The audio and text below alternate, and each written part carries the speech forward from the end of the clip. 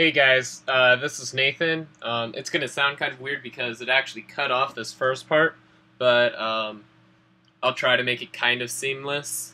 It's not going to be seamless though. Anyways, I would like to start off by thanking Jay Norod and Dan Annis because they really helped me out this week. Jay actually took a lot of his time out to look at my code and talk to me through iChat, so that was pretty awesome. And without him, I would have definitely gotten an F. So, thank you, Jay. Anyways, let's go on. So, what went better than expected, and what didn't go so well?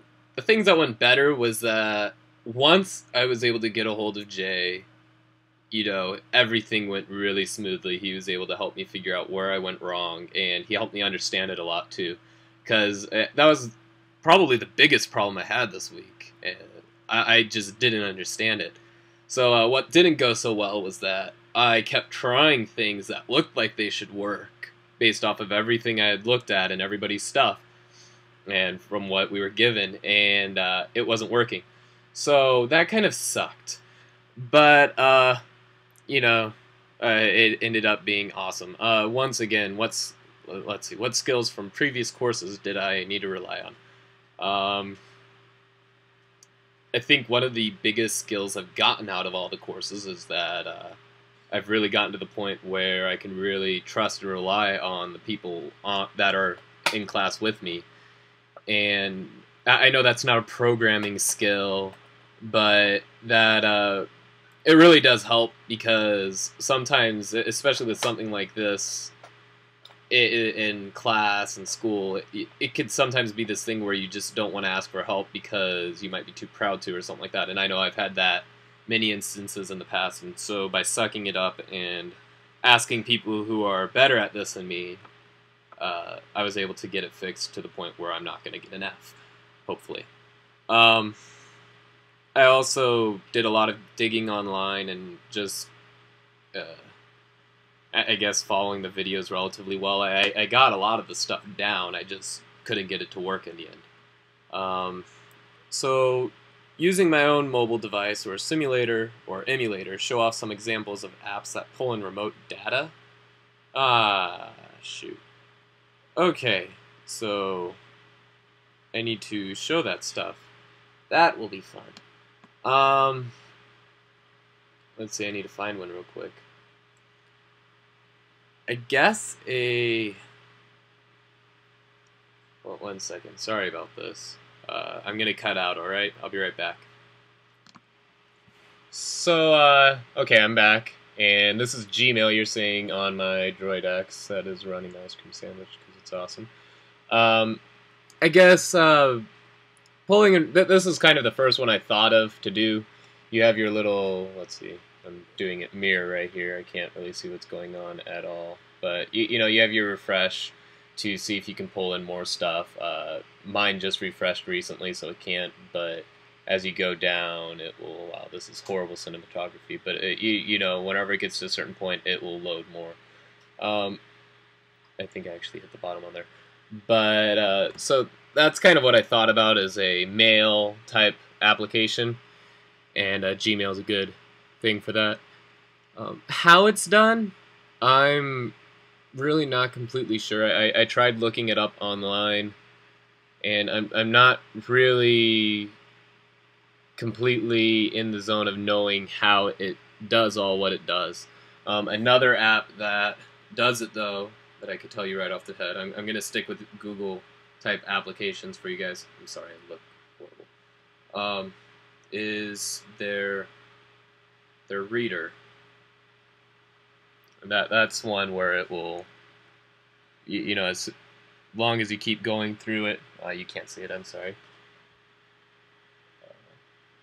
You swipe through it and it'll load it, and it loads the newest things. You're able to, once again, I believe you're able to refresh it, or you're able to go out.